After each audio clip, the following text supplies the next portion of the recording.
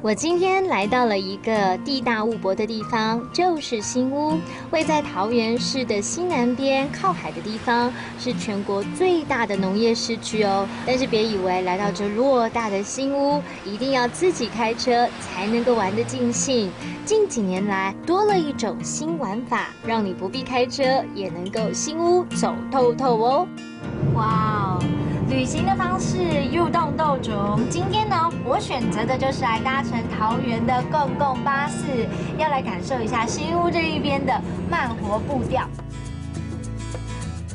坐上新屋的海线观光公车，沿途停靠观光工厂跟许多景点。那么第一站，我要先去走访一间新屋最贵的房子哦，也是这边的第一栋豪宅，它可是新屋的无价之宝呢。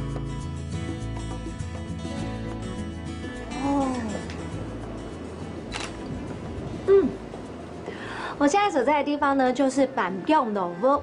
你看，两间老屋啥动拍冲哦，光是看外面呢，就觉得它非常的古色古香，而且啊，这一间老屋很不一样，感觉特别的气派。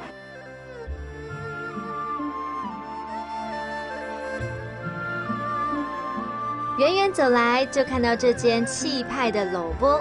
走进来，看到这里的每一个角落都承载着时代的痕迹，这真的是被保留得很完整的古迹哦。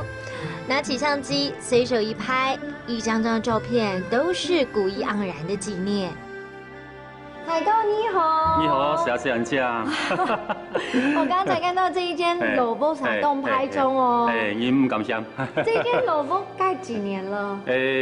千趟吼，1855年落成的。哇。后通吼，民国3年落成的。像我刚才走进来的时候，看到外面这个桥屋、桥洞啊，哇，不是每一间老屋都有哎。简单来讲吼，该应该出现吼，范仲淹。去体育牌罗斯队吼做过宰相哦，等于两岸的行进人中啦，所以讲又做台馆，常做咧桥，做咧乱桥。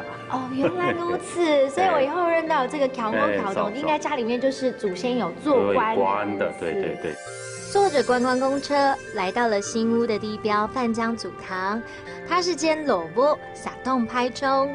提醒你们，如果要来这里听更多新屋的故事，记得要预约导览哦。